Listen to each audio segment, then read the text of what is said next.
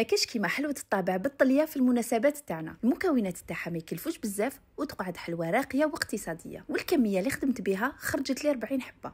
كيلو بالكاس ولا بالبول، كيلا بيض بحراره الغرفه مع نص كيلو سكر، ونزيد معاهم ان باكي تاع عطر الفانيليا، رشه ملح، ونخلط كلش. نفرغ كيلة تاع الزيت ونحرك مليح حتى يندمجوا الزيت مع البيض. نبدا نزيد في الفرينه، ندير غير بشويه مع 2 باكي تاع خميره الحلوه. نكمل نزيد في الفرينه ونحرك. درت 3 كيلات وميم با نص كيلو، يعني بين 4 ونص كيلو على حساب الفرينه. نخليها تريح في الفريجيدير ونوجد الطليه. كيل سوائل بالكاس تاع 220 مليلتر. درت 4 كاس تاع لو جو سيترون، 4 كاس زيت، 4 كاس حليب، و4 كاس مزهر مع بياض حبه بيض. جمعتهم بلو سكر غلاس. بعد ما غربلتو استعملت لو سكر غلاس تاع المرجان. الطليه راح تجيكم شابه بغيونت وطريه. نغربل لو سكر غلاس وما ننساش نزيد شويه لو كولورون بلون. والكميه هذه خدات لي ميم با 2 باكي تاع 700 غرام. ونحرك ومن بعد نعجنها شويه حتى نتحصل على هاد القوام، ماهيش خفيفه بزاف وماشي ثقيله بزاف. نغطيها ونخليها تريح. نحل عجينه فوق البابي فيلم على سمك 1 سنتيمتر. نطبعها، وهنا تقدروا تنوعوا في الاشكال. طيب في الفوغ على 160 درجه حوالي 15 دقيقه، والفوغ يكون بارد يعني ما سخنتوش من قبل باش ما تشققش من الفوق. الطليه قسمتها على زوج وزدت شويه الكولورون باش نتحصل على اللون الوردي. زدت خديت شويه من الطليه درت لها الكولورون باش نتحصل على الغوز كلير، الغوز فونسي والفيغ، باش نخدم وردات بالاوراق تاعهم. وباش تخدموا هاد الوردات لازم غير تطلوا الحبه تخدموها قبل ما تنشف الطليه. والطليه اللي لونتها زدت لها قطرات تاع الماء باش نجريها شويه.